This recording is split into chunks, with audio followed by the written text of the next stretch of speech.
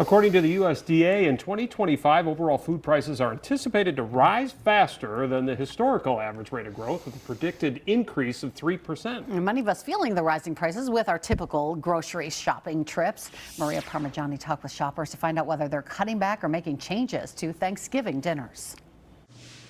I think everything in general is a little bit higher. Thanksgiving is a time for families to get together, give thanks, and share a meal. But the Department of Agriculture says grocery prices are up 2.7% this year, meaning budget is top of mind for consumers. Shoppers at Woodman's say their Thanksgiving staples will all be making an appearance. They'll just be smaller versions. I've just downsized it a little bit. Just a smaller version. I don't think we left anything off. Roxanne says her family all shares the responsibility of bringing a dish, easing the burden of just one person having to buy the meal.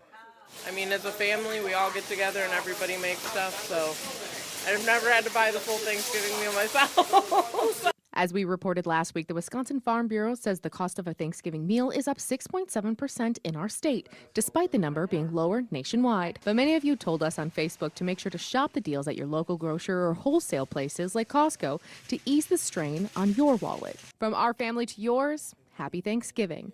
Maria Parmigiani, Action 2 News. Oh, looks good.